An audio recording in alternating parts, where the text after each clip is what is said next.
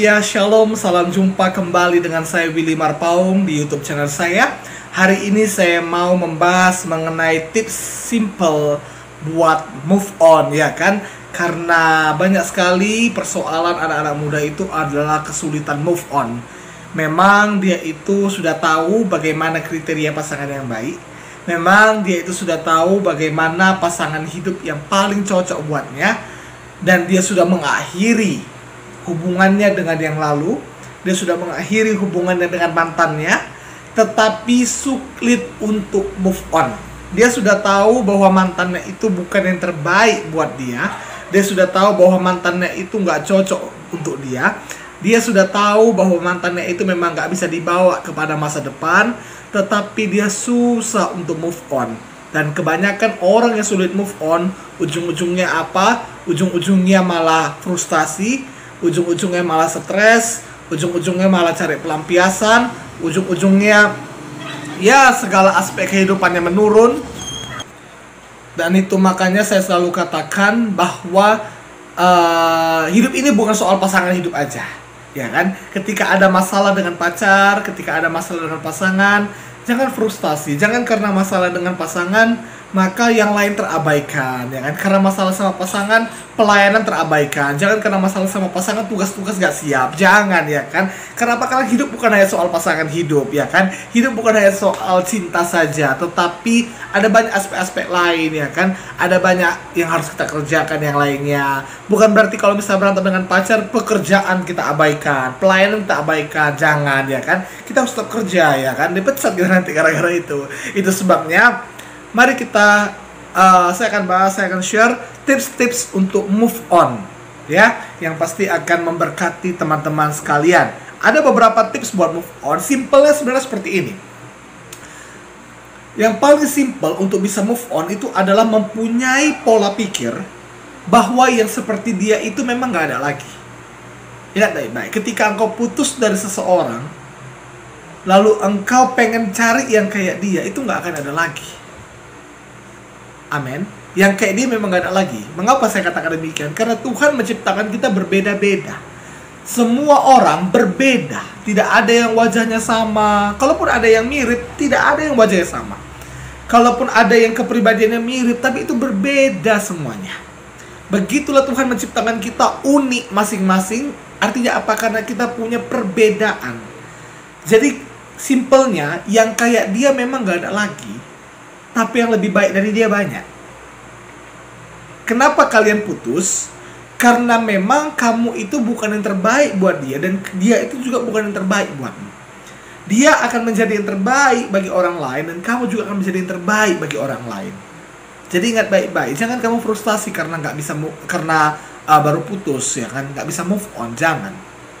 Tapi kamu harus punya pola pikir ini, bahwa kamu memang bukan yang terbaik buat dia, dan dia juga bukan yang terbaik buatmu.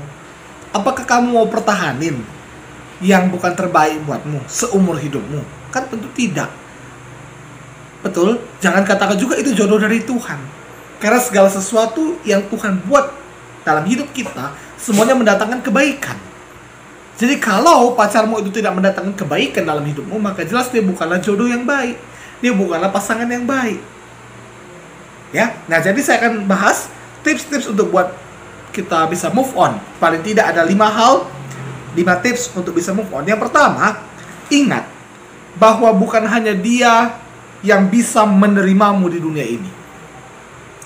Ada orang yang karena sudah putus, lalu dia bingung, apakah ada yang mau menerimaku? Apakah ada yang nanti bisa menerimaku seperti dia menerimaku? Percaya ada. Percayalah ada. Bahkan ingat baik-baik, dia gak bisa nerimamu apa adanya. Itu sebabnya kalian di end. Itu sebabnya kalian putus. Tapi engkau harus punya pola pikir, engkau harus punya mindset bahwa bukan hanya dia yang bisa menerimamu di dunia ini, atau mungkin ada orang lain yang sedang menantikan dirimu. Ada orang lain yang sedang menunggu dirimu. Ketika engkau berantem dengan pacarmu, lalu kalian putus, ternyata ada orang yang sedang mencintaimu dalam doanya. Ada orang yang menyebutmu di dalam doanya, Tuhan, aku cinta kepada dia. Itu sebabnya punya pola pikir bahwa bukan hanya dia yang menerimamu di dunia ini. Ada begitu banyak orang di dunia ini, dan ada begitu banyak mungkin orang yang bisa menerimamu. Itu sebabnya hilangkan rasa insecure, hilangkan rasa minder itu, dan punyai pola pikir bahwa kamu itu berharga, bahwa kamu itu gak murahan. Ingat baik-baik, kamu jangan murahan juga. Karena gak ada takut, gak ada yang terima, kamu murahan. Tidak. Kamu harus jaga harga dirimu, kamu harus jaga gimana kepribadianmu, gimana hidupmu, gimana nilaimu. Oke? Nah, itu yang pertama. Yang kedua, bagaimana tips untuk bisa move on? Batasi komunikasi dengannya. Ada banyak orang katanya move on, tapi sering mau move on, tapi masih komunikasi sama mantan. Masih komunikasi, masih chatting, masih teleponan, masih WhatsApp, ya kan? Memang kita nggak salah yang namanya berteman sama mantan, tetapi jangan sampai kamu terus komunikasi dengan mantanmu, kamu terus mengabari mantanmu, kalian saling kabar-kabaran, tentulah kalian nggak bisa move on. Itu sebabnya untuk bisa move on, batasi komunikasi dengan mantan. Tidak ada lagi telepon-teleponan, kalaupun chatting sekedarnya aja nanya kabar gitu ya kan.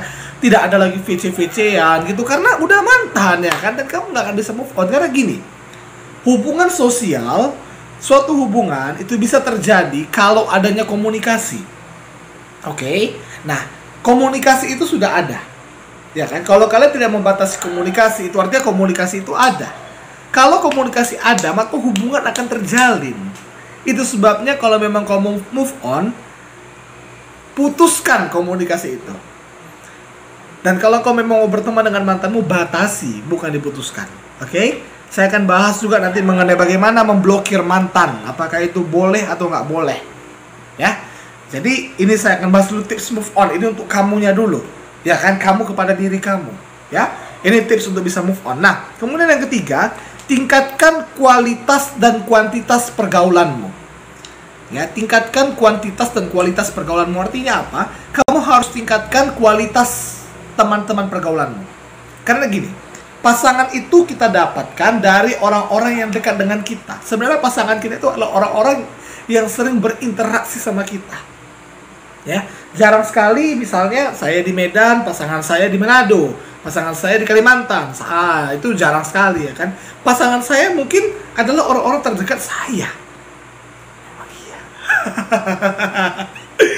Nah, karena kalau misalnya kita dekat dengan dia, kita dekat, nanti saya udah pernah bahas mengenai 5 jalan datangnya jodoh ya kan. Itu orang-orang yang terdekat, sahabat kita, orang-orang yang sering berinteraksi dengan kita. Jadi ketika kamu mau move on, kamu harus bisa meningkatkan, menaikkan kuantitas atau memperbanyak pergaulanmu. Ya, memperbanyak pergaulanmu, memperbanyak teman-temanmu. Jangan pula kamu mau move on tapi kamu berkurung di kamar, kamu stres jadinya. Kamu mikiri dia, karena gini, kalau orang sendiri pasti dia memikirkan hal-hal lain. Coba orang lagi fresh sama kawan-kawannya, lagi jalan ke sana, jalan ke sini, pasti dia akan lupa masalahnya. Tetapi kenapa banyak orang stres? Kenapa banyak orang bunuh diri? Karena sendiri, karena kesepian. Ya kan? Nah, jadi kamu tingkatkan kuantitas pergaulanmu supaya apa? Supaya kamu menghilangkan masalah itu, kamu bisa move on dan melupakan masa lalumu. Nah, kemudian meningkatkan kualitas pergaulan. Artinya apa? Kamu memang bergaul dengan orang-orang yang baik. Kamu memang bergaul dengan orang-orang yang takut akan Tuhan. Karena dari pergaulan itu nantinya kamu akan mendapatkan pasangan. Jadi kalau memang kamu mendapatkan orang-orang, kamu bergaul dengan orang-orang yang takut akan Tuhan, maka nanti pasanganmu pun, kalau kamu tetap pada ranah yang benar, adalah orang yang takut akan Tuhan. Karena memang orang-orang di sekelilingmu itu akan menjadi jodohmu nantinya. Orang-orang di sekelilingmu itu akan menjadi pasanganmu. Nah, jadi jelas ya, tingkatkan kuantitas dan kualitas pergaulanmu. Kemudian yang keempat, curhat. Yang pertama, curhat yang paling baik itu adalah kepada Tuhan. Ketika engkau baru putus, kemudian kau susah move on, ya kan, kau datang kepada Tuhan, minta Tuhan memberikan damai kepadamu. Karena Tuhan Yesus mengatakan, marilah kepadaku semua yang letih lesu sudah beban berat, aku akan memberikan kelegaan kepadamu. Di dalam Yesus ada kelegaan, di dalam Yesus ada ketenangan. Di dunia ini kau gak akan dapatkan ketenangan sejati, tapi kau bisa curhat kepada Tuhan. Tuhan, ini masalahku, aku tahu ini berat Tuhan, tapi aku percaya bersama denganmu aku bisa melewatinya. Karena apa? Karena ada Tuhan yang menyertaiku. Engkau bisa katakan, sekalipun aku berjalan dalam lembah kekelaman, aku tidak takut bahaya, sebab Tuhan besertaku, gadamu dan tongkatmu itu yang menghibur aku. Biarlah penghiburan dari Tuhan itulah penghiburan yang sejati dalam kita. Sehingga kita bisa move on, kita bisa bergerak maju, kita bisa semangat, kita bisa kembali antusias, kembali optimis dalam menjalani hidup ini. Ya, tidak terjebak dalam dunia percintaan, tidak terjebak dalam yang namanya susah move on, tidak, tetapi kamu bisa maju melangkah ke depannya. Ya, kemudian curhat juga kepada orang-orang yang kamu percayai. Contohnya siapa? Orang tua kamu, misalnya. Nah, kan segan sama orang tua Bang Willy. Oke, sahabat kamu. Itu sebabnya jangan pernah katakan sahabat kalau memang dia nggak bisa jadi teman curhat.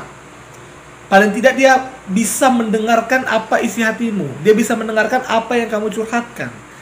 Jangan bilang sahabat kalau misalnya nggak bisa dengar curhatanmu. Ya mungkin dia nggak bisa ngasih masalah, nggak ngasih solusi dari masalahmu. Tetapi ketika kamu curhatkan, ketika kamu sharingkan apa yang ada di dalam hatimu, apa unek-unek di hatimu, maka itu akan membuat dirimu menjadi nyaman. Itu akan membuat dirimu menjadi lebih baik. Itu akan membuat dirimu menjadi lebih tenang. Karena psikologi mengatakan ketika kita mengeluarkan, mengucapkan masalah kita, ya, menceritakan masalah kita kepada orang lain, maka itu akan membuat masalah itu atau stres kita itu, pikiran kita itu, beban pikiran kita itu menjadi lebih berkurang, bahkan separuh katanya. Jadi banyak orang stres, seperti saya bilang tadi, karena apa? Karena kesepian, karena nggak punya kawan curhat. Itu sebabnya punyai teman curhat, punyai sahabat yang baik. Dan selama ini ada banyak orang yang konseling kepada saya, ada banyak orang yang curhat kepada saya melalui sosial media saya. Dan mohon maaf kalau misalnya saya kadang lama membalasnya karena kesibukan satu dengan yang lainnya. Tapi jika teman-teman punya masalah, kalau misalnya itu bukan masalah private, teman-teman bisa langsung komen di sosial media saya. Karena di sosial media saya, kalau setiap komentar selalu saya balas. Ya, baik di YouTube, Instagram, Facebook, dan sebagainya, saya akan selalu balas komentar. Namun kalau dipesan, bisa di DM atau di WhatsApp, itu akan selalu saya balas juga. Oke? Nah, jadi curhat. Lalu bagaimana kalau misalnya nggak ada orang yang bisa kita percaya gitu? Bang Willy pun di chat nggak dibalas gitu. Kamu nulis. Atau kamu buat konten gini. Jadi kan ini pelampiasanmu. Bisa-bisa kamu nulis. Ya kan? Kamu tulis apa yang menjadi isi hatimu. Makanya perempuan itu sering dia pakai buku diari. Ya, karena perempuan itu sulit untuk menahan ya masalah. Ya, laki-laki bisa tahan dengan senyuman, habis itu patah, hancur dia. Ya, kan laki-laki kan gitu. Kuat, tegar, katanya move on ya kan. Sebulan kemudian keok dia. Tapi kalau perempuan dia bisa tahan. Ya kan, dengan apa? Dengan tulisan. Dia curahkan semua beban pemikiran itu kepada tulisan. Ya, makanya buku diari perempuan tuh selalu ada gitu. Kebanyakan perempuan punya buku diari, sedangkan laki-laki jarang punya buku diari. Ya. Nah, itu yang keempat, curhat.